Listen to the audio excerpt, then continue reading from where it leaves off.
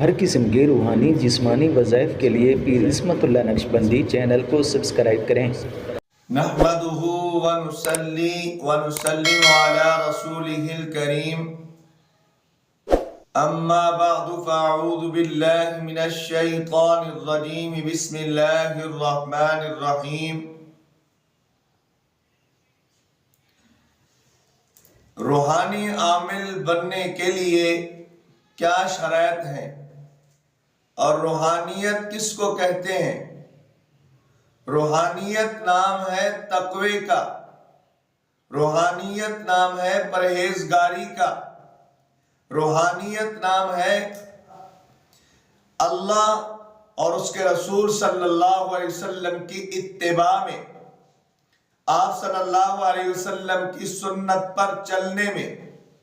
یعنی کوئی بھی روحانی عامل، کوئی بھی روحانیت والا جب وہ روحانیت کی وادی میں قدم رکھتا ہے تو سب سے پہلے اس کے اندر یہ دیکھیے کہ اس کا چلنا، اس کا کھانا پینا، اس کا چہرہ اور اس کے معاملات نبی کریم صلی اللہ علیہ وسلم کی سنت کے مطابق ہیں، پھر تو وہ روحانی عامل ہے۔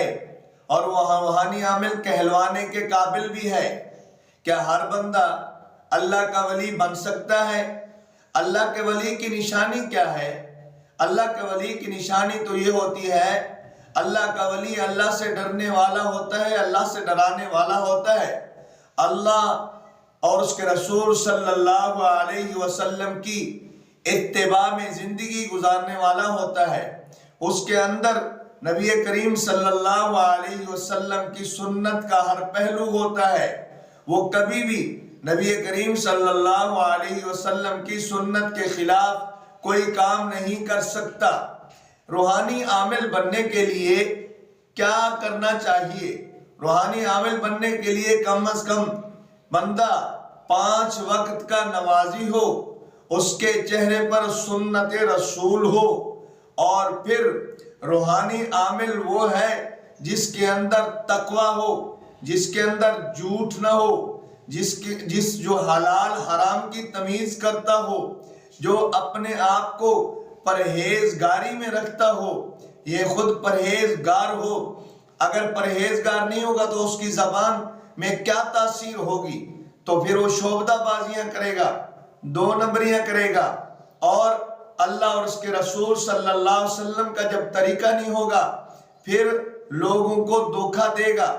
تو اگر کوئی عامل یہ چاہتا ہے کہ میری روحانیت زندہ ہو جائے، میں صحیح معنوں میں روحانی عامل بن جاؤں، سب سے پہلے تو یہی ہے کہ روحانیت کے لیے تقوی اختیار کر لیجئے، گناہوں سے توبہ کر لیجئے، اور پھر اس کے بعد آپ صلی اللہ علیہ وسلم کی سنت پر عمل پیرا ہونے والے بن جائیے، پھر آپ کی روحانیت زندہ ہو جائے گی۔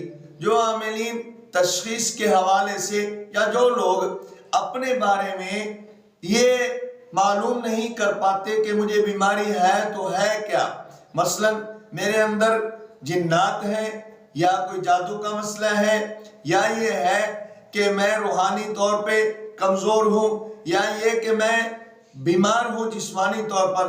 کئی ایسے مریض ہوتے ہیں، نہ عامل کو پتہ چل رہا ہوتا ہے کہ اس کو کیا ہے، نہ ہی وہ مریض کو پتہ چلتا ہے، نہ ڈاکٹر کو پتہ چلتا ہے۔ ایسے لوگوں کے لیے ایک میں آج عمل دے رہا ہوں۔ اگر کوئی عامل اس کو دشواری ہے تشخیص میں کسی مریض کے بارے میں تو وہ یہ عمل کرے۔ اگر مریض خود یہ عمل کرنا چاہے تو اللہ رب العزت اس کے ظاہر کو بھی اس کے باطن کو بھی انشاءاللہ کھول دیں گے، اور اس پر اس کے حالات کو کھول دیں گے کہ اس کو مسئلہ کیا ہے۔ لیکن یہ عمل عاملین کے لیے ہے کہ آپ کے پاس سائل آتے ہیں، آپ کے پاس مریض آتے ہیں، تو آپ تشخیص میں آپ کو دشواری ہے، اب یہ چاہتے ہیں اللہ رب العزت میرے ظاہر کو بھی کھول دے، باطن کو بھی کھول دے۔ تو اگر آپ یہ کرنا چاہتے ہیں تو ایک عمل ہے، اس کو اختیار کر لیجئے، انشاءاللہ اللہ آپ کے ظاہر کو بھی کھول دیں گے، باطن کو بھی کھول دیں گے۔ تو آپ نے کیا کرنا ہے؟ فجر کی نماز کے بعد آپ نے 313 مرتبہ یا ظاہر یا باطن یا کریم، یا ظاہر یا باطن یا کریم 41 دنوں تک اس عمل کو کر لیجئے۔ انشاءاللہ اس سے تشخیص آپ کی کھل جائے گی، ظاہری اور باطنی آنکھ اللہ رب العزت آپ کی کھول دیں گے۔ بشرط ہے آپ تقوی اختیار کریں، جھوٹ سے بچیں، نماز کی پابندی کریں، اپنے آپ کو پرہیزگار رکھیں۔ اللہ مجھے آپ کو عمل کی توفیق نصیب فرمائے۔ وآخر دعوانا الحمدللہ رب العالمین۔